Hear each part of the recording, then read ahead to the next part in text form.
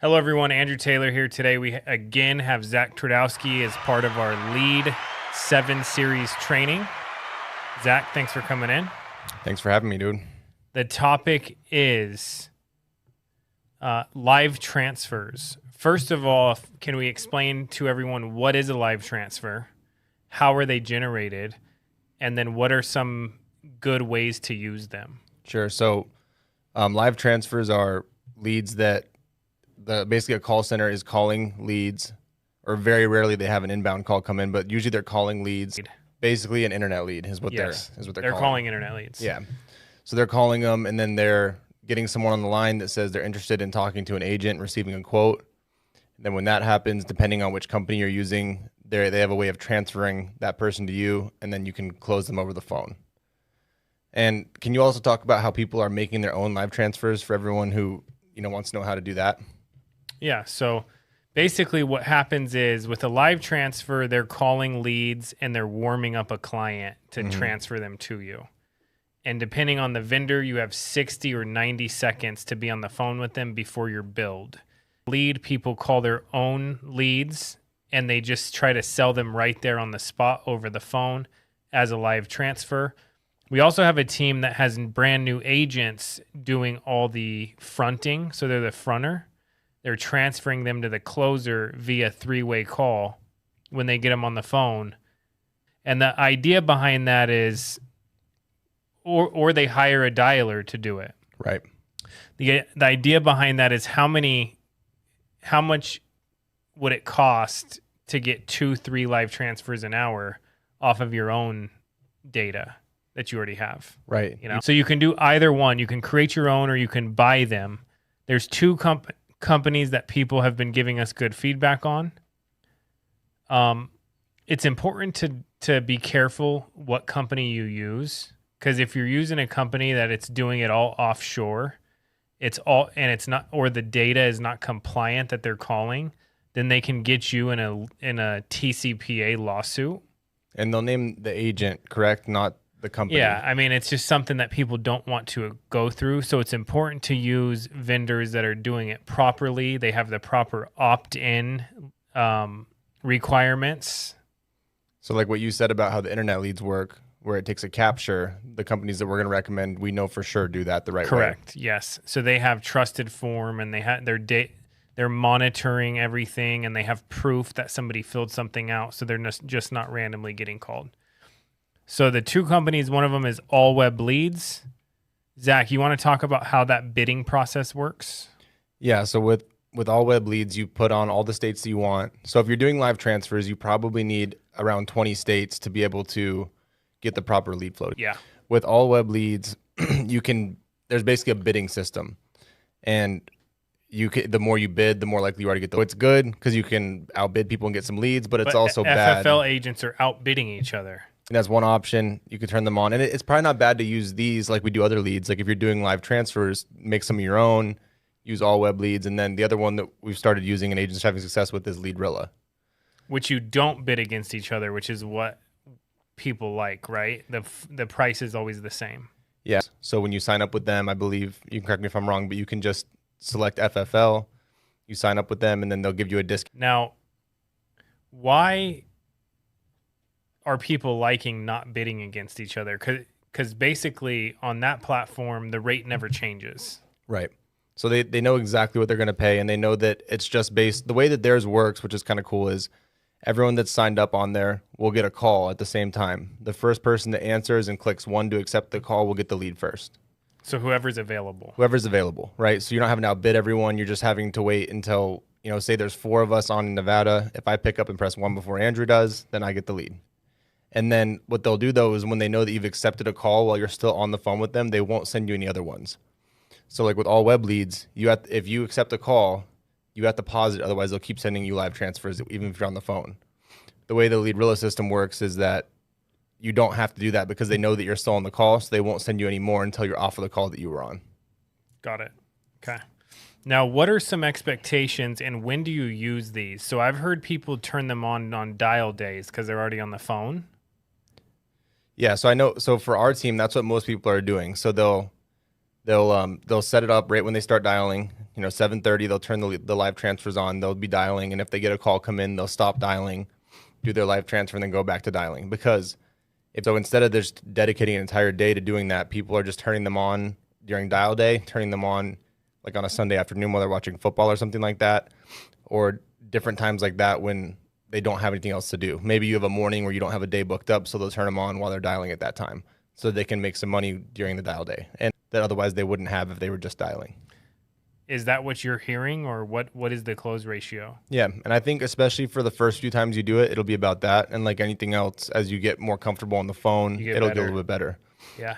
I did a couple of them when we first started doing this with the Wiley, and the thing I realized with these ones is the more upfront and direct you are at the very beginning, then you can tell right away if they're going to buy or not for the most part. Give us an example of that. So like when say they're like, we have a live transfer for you. His name's Andrew. I pick up Andrew, Zach, I'm going to be your agent today. A couple things I wanted to go over before we get started is I'm going to go through, we're going to shop around for you, figure out what the best product for you is based on your situation. Just so you know up front, I'm going to need to ask you your social number and your bank account information when we get to the end. Once you pick out a plan, are you comfortable with that?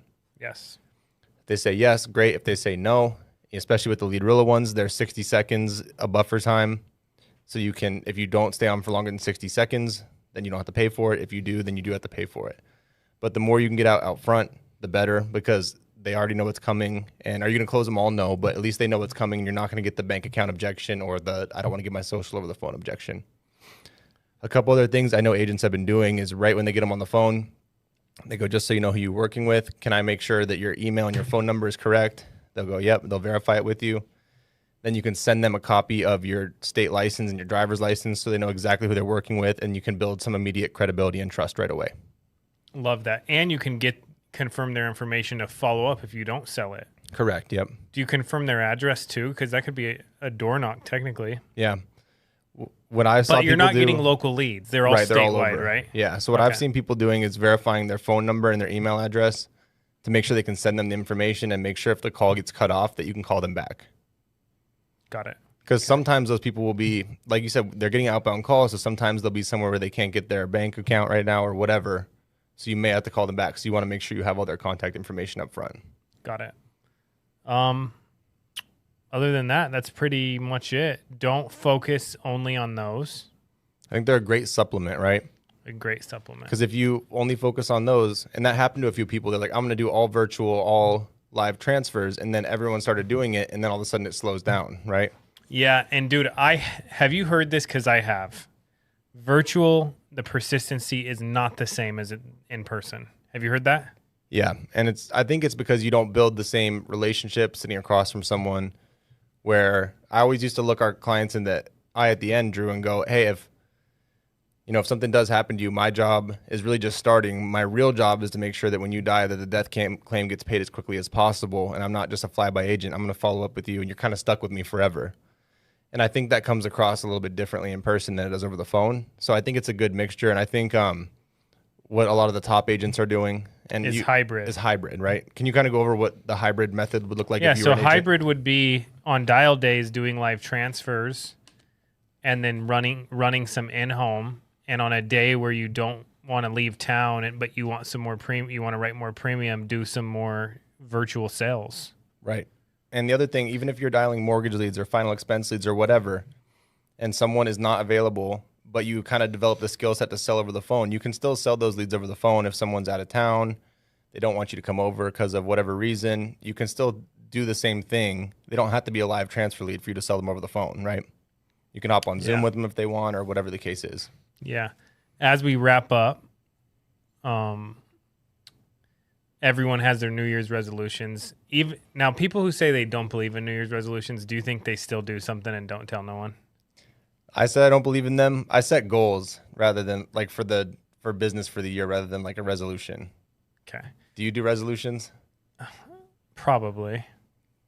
I'd say, yeah, I want to stop doing stuff. Dude, a lot of times if you stop doing stuff, it could help you big time. I agree. But what I want to say before we wrap up, since it is the new year, is I read another thing on Instagram. Is that where you get all of your news and quotes? No, I try to not be on it that much. But there's something that said, how you do anything is how you do everything. Mm-hmm. So whatever your goals are, all of that bleeds into everything. So if you go, I'm going to clean my room every day, you don't do it. It's bleeding into you not booking your appointments, you not doing this, you not doing that, taking little losses early in the day. So since we do have a fresh start, let's go hard, hit your goals. All of us hit our goals and don't give in. And the thing is once you get some momentum, it's easier not to give in, right? Absolutely. So get to the point where you have that momentum, because whatever your yearly goal is, and dude, right. Set goal. I always do the thing where I set a drop dead goal. Like if I miss it, I'd rather die than miss that one. And then a kind of a stretch goal, right? So a drop dead goal is like your life depends on it. And then Yeah. a stretch goal is that's what you want to hit. Right. Yeah. So like, and I think the other thing with goals, it's important, share them with someone that you respect in business, right? If there's someone that you're on their team or whatever. Something I've always done is shared my goals with people that, I respect in business, so that it helps me hold myself accountable. Because it's not like you're calling me going, are you going to hit your goals? But I sent them to you, so I want to make sure I hit it. Yeah. Awesome, bro. Thanks for sharing. Any questions on live transfers, put them in the comments. We will be back on January 5th to go over annual reviews for any agents that have been in business longer than 9 months. And that's going to be exciting. I think that's something a lot of people are missing. Zach, thank you for coming in. Everybody, thank you for joining us.